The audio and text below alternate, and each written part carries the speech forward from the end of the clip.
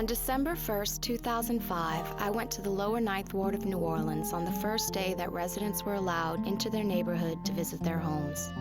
It had been 3 months since Hurricane Katrina. My name is Estée Blancher, and these are the stories of the people I met.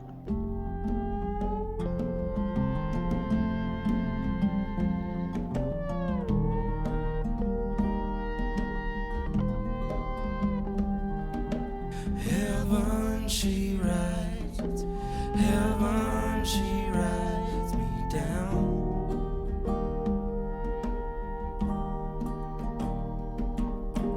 Heaven she rides, heaven she rides me down.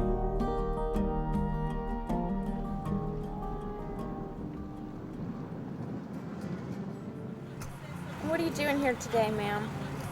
This great historic neighborhood has been opened up to the people who have made it great, who've raised their children, and who've had dreams for their grandchildren. And here, because my heart is here, connected to theirs, in sorrow, in disbelief, in confusion, in anger, but with a fierce determination to pick up our lives from out of the ashes that have been left behind because of the waters of Katrina, and because of the slow movement and no movement of the federal response to the devastating suffering of Louisiana, Mississippi, and Alabama.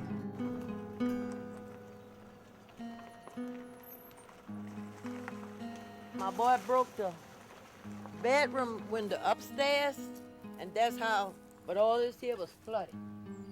All around here, all that was all flooded. And my boy saved my daughter and her 3 little children, another lady, and her 3 little children, and 2 men floated from somewhere, and he took and saved them.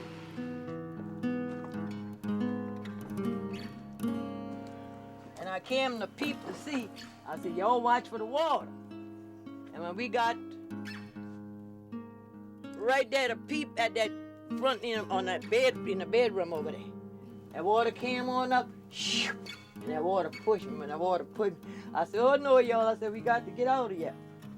So we came and we pulled that ladder down. When we pulled that ladder down from there, then my boy went out and saved the city. Thank God. Water was all the way up here, and we was all up here in the logs. But there's a bigger hole on the side there, where he snatched all us from. And that's how we got out. Yeah, they know that liver wasn't fixed right. They should have been handled up on that, but look, all the people got drowned. That's what I thank God. My life. This is an awful situation. I didn't realize how bad it was, because actually I was getting angry when I would talk to my friends and family, and they would say, I'm not coming back to New Orleans. I'm like, don't say that, you know. But now that I've been here for 28 hours, I see exactly what they mean. It's something hard to come back to. I know it's hard for you to imagine, but this was once a beautiful home. This was once a beautiful living room, believe it or not. Be careful, because it's really bad, you know. This was a lovely kitchen at one time. What was the best thing you guys used to cook here? Oh, gumbo. Gumbo, seafood, and red beans and rice and fried chicken. You gotta believe it. My name is Jesse Ellis Jr., jazz man.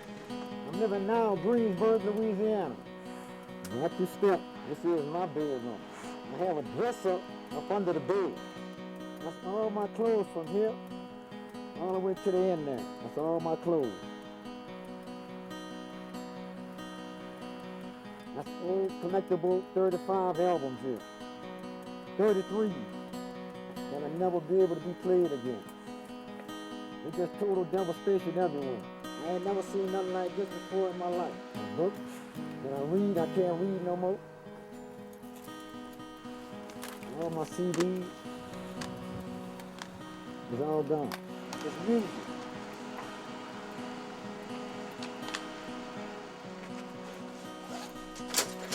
What's the music? I only do so much today. I ain't got time.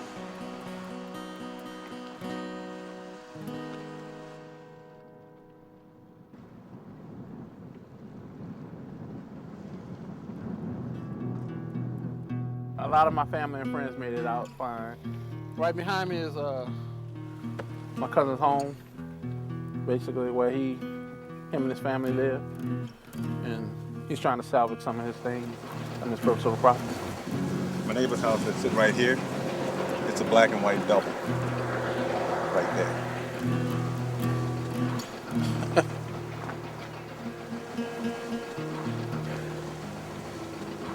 I got family, friends, cousins. You know, just think it was just that you realized you had so much.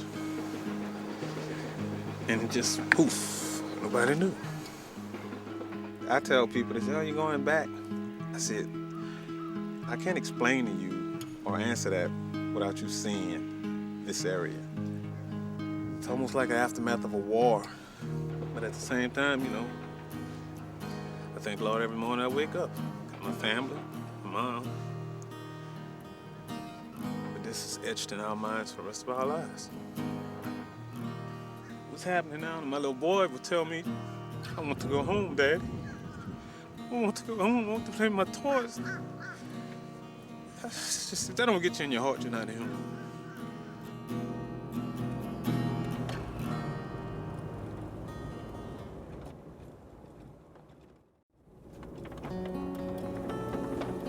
I'm a New Orleans evacuee. I lost everything, and I just really can't believe what's really going on in New Orleans right now. They're lying to people. They're telling people that, come on back to New Orleans, come on back. What is it come back to New Orleans for? Talk about 6 months away from now. Hurricane season will be working up again in 6 months again. Tell the truth. What's really going on? Why should people even come back to New Orleans and you ain't got a plan yet for the levee board yet? You know why? Because you're murderers. You killed all of us. You killed plenty of people, and y'all gonna have to answer to God for that. I've been out of my house like 3 months. They have my insurance people haven't gave me a dime. FEMA haven't gave me a dime. And I'm living out of my car. I'm living in an old piece of house up in the country, and they won't give me nothing, and they won't pay me for my loss of use. But they took my $500-something a year for my insurance. And they won't pay. And that's all I got to say, because I'm getting mad, I'm getting disgusted. I feel like doing like them people putting a bomb on me and just blowing up everything, because the insurance people not right. That everybody having a problem with the insurance people, but they take their money.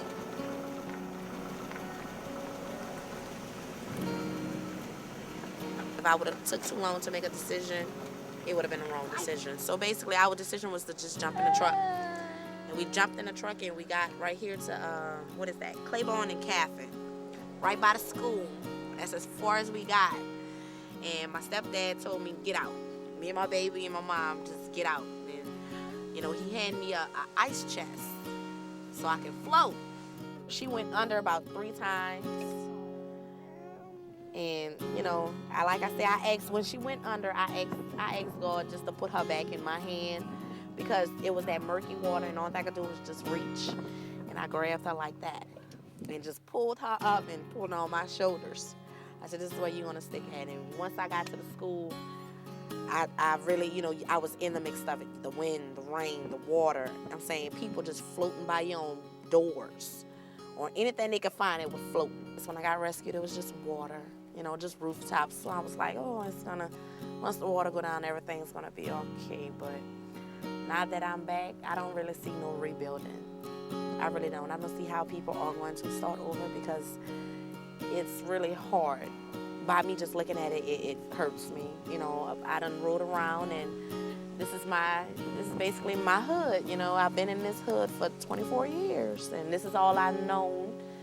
And for me to just come and just basically see that nothing's here. My faith is stronger now because I am a survivor. You know, I survived this. And I believe if I can survive this, I can survive anything. You know, anything that comes my way, I can do it.